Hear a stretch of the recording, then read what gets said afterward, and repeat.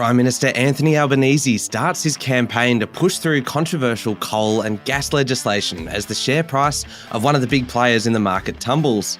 Efforts to improve the gender pay gap stall, and a breakthrough in the Holy Grail of clean energy. It's Tuesday, the 13th of December, 2022. Welcome to Fear and Greed, Australia's most popular business podcast. I'm Michael Thompson, and good morning, Sean Aylmer.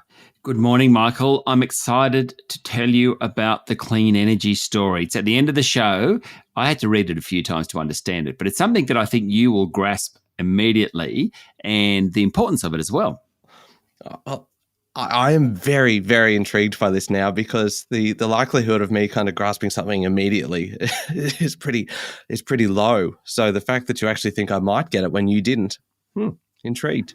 I think you're smarter than you're giving yourself credit for there. All right, well, we will see, Sean. That's coming up a little bit later on as well. We've also got a chat with David Farrell, who's the founder and CEO of FinClear. Now, this is really interesting. Yes, so we talked to David. Basically, the platform that FinClear has developed is all about trading assets or securities, not just ASX-listed stocks, but being able to trade securities more easily with less friction. So potentially to the point where companies can raise money, for example, much easier. Investors, mum and dad investors, can access the types of securities or investments that they might not be able to normally access. We also talk about what's happening at the ASX. It's a fascinating chat. And what I suppose I thought during it is just how technology really has brought, or it's democratized many asset classes that traditionally have just not been available to retail investors. Now, we're not quite there yet, but FinClear is on the way to get there. So it's a great chat. Yeah, it is definitely a good one to stick around for today. The main story this morning, though, Sean, Prime Minister Anthony Albanese expects legislation for price caps on gas and coal to pass Parliament this week, notwithstanding a rising tide of criticism about the deal.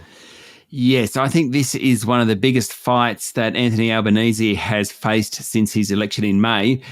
Yesterday, he accused the gas industry of jumping at shadows. Now, the first big hurdle is to convince the Greens to vote for the legislation. The minor party will announce its decision later on today.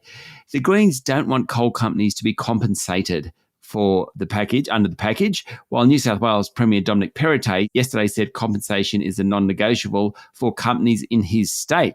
Mr Albanese, ever the politician, tread a very fine line there. He said the legislation would not contain provisions for such compensation, should satisfy the Greens, but indicated it should be paid where warranted. So that's one of the really big sticking points for the Greens is, are we paying coal companies money to cap coal prices, or at least what they can sell non-contracted coal for?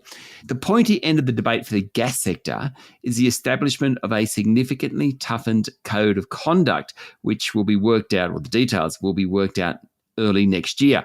Gas companies are worried that the code will enable the government to effectively take permanent control of gas prices beyond the 12-month cap by giving it the power to decide the reasonable price of gas.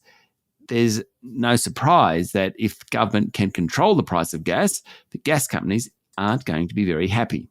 And Sean, Origin Energy's share price tumbled yesterday, not so much on the government's new policy specifically, but on doubts that the bid for the company by Brookfield and EIG Group might be a casualty.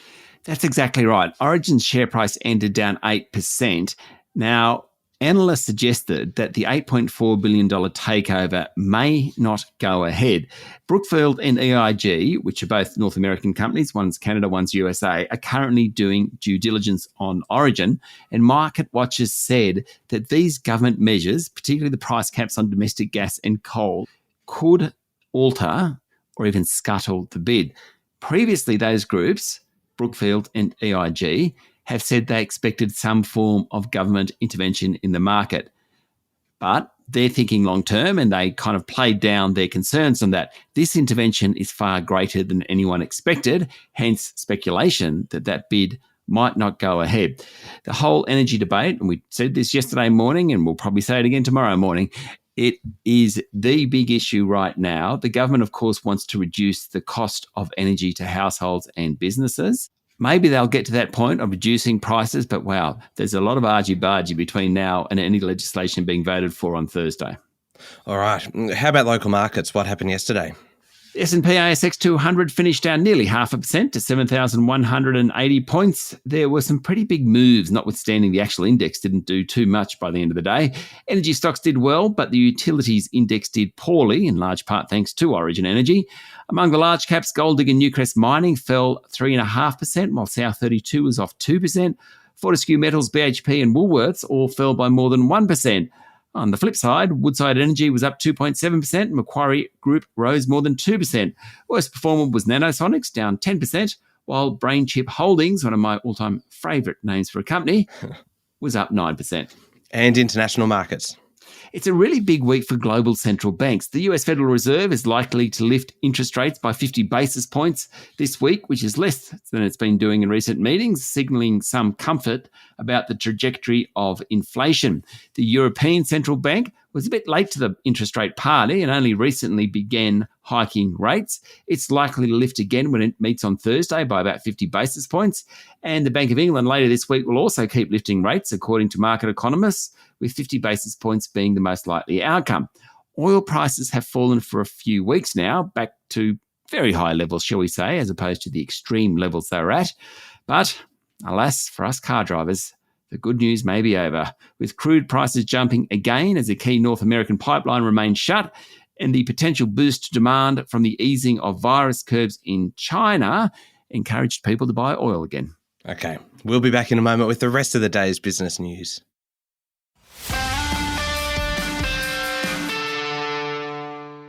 Sean, the federal government has handed down its 2023 COVID health management plan, and while there's more money in some areas, the government said it's going to end free PCR tests. Yes, they'll only be free with a referral from January 1 next year. However, the Commonwealth will extend its 50-50 funding arrangements for state PCR clinics when states choose to keep them running for vulnerable groups like aged care. In essence, 2023 is the transition year, the government says, whereby COVID shifts to being handled in a similar way to other respiratory viruses. COVID vaccines will continue to be free. That's good news. Canberra's also extended the list of special Medicare items for PCR testing and GP consultations, as well as the funding arrangements for most GP respiratory clinics. And just before we leave the health sector, Michael, the government also announced yesterday that it will cut the number of Medicare subsidised psychology visits from 20 to 10 a year. Now, that number went to 20. It was doubled during COVID because of concerns about mental health. And that's being reduced again. All right. Now, efforts to lessen the gender pay gap, Sean, have stalled for the first time in 9 years, even though there's been a tick up in job switching. Yes, for 9 years, the Workplace Gender Equality Agency has been collecting data on non-public sector employers with more than 99 employees. Last financial year, the difference in average full-time earnings of men and women was 22.8%. It's the first time the number didn't fall in those 9 years, having started at close to 30% in the 2014 financial year. That means women, on average, earn $26,596 less than men.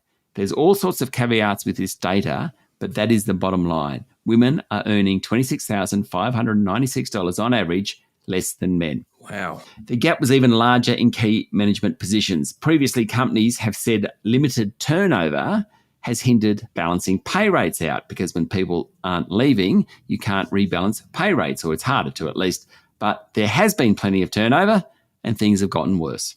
Sean, an ordinary day yesterday for Tyro Payments, with its share price tumbling 20% yesterday after both the private equity consortium and Westpac Bank opted to walk away from bids for the group.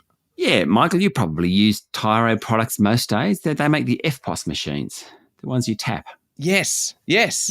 Actually, I do know now that you say, Tyro Payments. That makes sense. Yes, they're the big clunky ones. They're like the original mobile phones is how I think of them. The old school FPOS machines. Did you ever think there'd be a time where we would be referring to FPOS as old school? No, probably not actually. You see some of those smaller products made now where you tap a white square. Not surprising that FPOS machines aren't quite as popular. Anyway, a private equity group called Potentia Capital had offered $875 million for the group, but the Tyro board knocked it back. Now, The board said that Tyro earlier this year traded at about 45% higher than the offer. At the moment, it's experiencing a cyclical downturn. Thereby, it's not interested in taking the Potentia capital bid. Westpac has also been talking to Tyro, but yesterday said, having done due diligence, it isn't going to make a bid. The upshot of all that, Tyro Payments' share price tumbled. Sure did. Now, the regulator, Sean, is investigating Sportsbet, the gaming group, over concerns the company gives customers the chance to make illegal in-play bets on races and sports games. I've often wondered about this because if you're using an app like Sportsbet and there's a race on or a football game on and you want to make a bet, it actually gives you a phone number to ring. Now, the regulator, ACMA, informed Sportsbet it was investigating after receiving a complaint, according to the Financial Review. In-play online is banned in Australia. You can't go online and make a bet during play. But Sportsbet and other gaming companies allow it if customers place a phone call to an online bookmaker. Now, Sportsbet asks customers who want to make an in-play bet to click a button that generates a so-called fast code. When customers then call the company to place a bet, they're asked to confirm their identity and then cite the fast code. So effectively, if you pick up the phone, you can make a bet.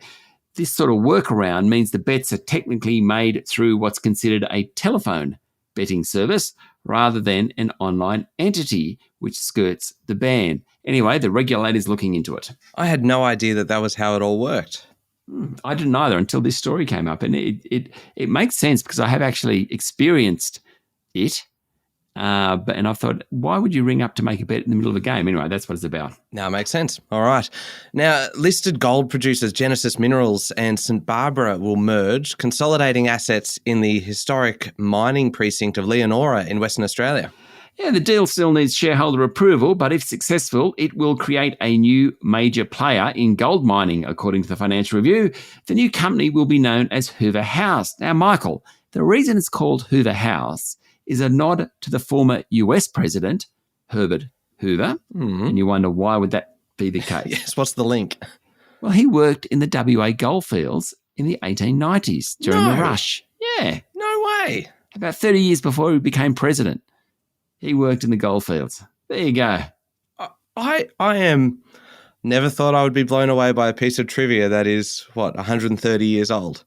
But that's amazing. It is. Hoover House hopes to produce more than 300,000 ounces of gold a year. Good luck to them, especially for that name. Now, finally, Sean, there's a bit of a national crisis going on just ahead of Christmas.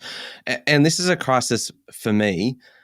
I don't know if it's a crisis for you. The country is running out of hot chips. Now, you have said in the past that you find hot chips to be a little bit overrated. And at that point, I thought that maybe I was wrong about you. So I can't remember when I said that, but the funny thing is in the last 3 months, I found a place that does really good chicken wraps and hot chips come with it. Mm-hmm. So often at lunchtime, maybe once a week, maybe twice a week, I'll go and get the chicken wrap and I'll say, no, chips, thanks. And they always give me the chips. And I've sort of back onto hot chips, Michael. Jeez, it took a while. But, hot chips are, I don't want to overstate it, but they are possibly the greatest thing ever invented in the history of humanity. Yeah, no overstatement there. No, especially with a bit of chicken salt, a lot of chicken salt. It's just... This is really bad news for you, though, because there's been heavy rains in Tasmania, which has really triggered the crisis. The apple isle produces the bulk of Australia's frozen potato products, about 44% of the near 1 million tonnes of potatoes processed into frozen products and crisps, as in what I would have thought chips, salt and vinegar, that type of thing. So about 44% of the million tonnes that went into those products in 2021 come from Tassie. There you go. That's according to a peak body whose name is Potato Processors Association of Australia. So they would know, Michael. Anyway, the Australian reports that bad weather has delayed planting potato seeds, meaning finding a potato gem, which I did like as a kid, or a packet of French fries over summer, might be a bit harder or a lot more costly than normal. Well, Sean, I'm blown away by this story, but I do just want to know. Apparently, Tasmania produces 25 million apples, and doing some rough maths, assuming that apples are 200 grams each. Does that mean then that more potatoes are produced in Tasmania than apples? And therefore, should we refer to it not as the apple aisle, but the potato aisle? So 25 million apples, 250 grams each. Is that right? So what's that, 6 and a bit million tonnes? Have I got that right? Compared to 1 million tonnes? No, I think we're still able to call it the apple aisle. How about the apple and potato aisle? Combine the two. Do you like the way I outsourced the maths to you just then? I gave you the details and just waited until you'd done it, because I have learned my lesson, particularly in the weekend edition from the last weekend just gone, about attempting to do maths on the fly, and typically it doesn't end well. Yes, I probably got those numbers wrong, so let's just move on from this story, I think. Yes, we shall. And the best part about a podcast is it doesn't remain on the permanent record or anything, does it? No, of course not. All right, moving on to overseas news now. And China may drop quarantine for Hong Kong residents travelling into the mainland next month as the country speeds up its shift away from strict COVID-19 controls. This is all according to local media reports. There's a good chance of a large-scale pilot program for quarantine-free travel before the Lunar New Year holidays, which start on January the 22nd, the South China Morning Post says. A Beijing-backed outlet yesterday reported that quarantine-free travel from the city could resume around that time also. Now, the border with mainland China has been effectively closed since February 2020, the beginning of the COVID outbreak. Visitors from Hong Kong are limited by daily quota, while they also have to undergo 5 days of hotel quarantine. In 2019, Michael, there were more than 236 million passenger trips via land crossings over the border. Now, that has come right down to really only a handful. So it would be a big change from Beijing. Yeah, it sure would be. Sean, how about this one? The European Parliament is at the centre of a growing corruption scandal after 600,000 euros in cash were seized and 2 MPs were detained as part of an international investigation into claims the World Cup host Qatar sought to buy influence. A Belgian judge charged 4 people over the weekend with participation in a criminal organisation, money laundering and corruption following the arrests. This has reverberated throughout the European Parliament. The charges have already triggered the suspension of a parliamentary vote on granting Qatari nationals visa-free travel to the European community. We're going to hear a lot more about this one. Yeah, we sure will. And finally, Sean, this is the story that we were talking about at the top of the show. The Financial Times is reporting that US government scientists have made a breakthrough in the pursuit of limitless zero-carbon power by achieving a net energy gain in a fusion reaction for the first time. That is a mouthful. So let's get down to the details. It's very exciting, though, very exciting. So since about the 1950s, scientists have tried to harness the type of fusion reaction that powers the sun. But basically, no one's been able to produce more energy from a reaction than it consumes to make it. There's never been, in scientific terms, a net energy gain or target gain. But a laboratory in California, using a process called inertial confinement fusion that bombards a tiny pellet of hydrogen plasma with the world's biggest laser, has achieved for the first time a net energy gain. So the extension of this is that at some point in the future, this process, this nuclear fusion, which ends up with more power than it starts with, could provide reliable, abundant energy and be an alternate to fossil fuels, but also to conventional nuclear energy. This has been the Holy Grail for scientists, basically taking more energy out of the fusion than putting into it. And someone's done it. That is pretty remarkable. Sean, I have learnt a lot on this episode, from kind of fusion to kind of a slight detour, a bit of a dead-end detour via kind of Tasmania and our hot chips debate. But and also learning about Herbert Hoover working in the WA goldfields. There's so much I've learnt today. A quirky episode, I'd say. Yes, I would say so too. All right, now up next is the Fear and Greed Daily interview with David Farrell, the founder and CEO of FinClear.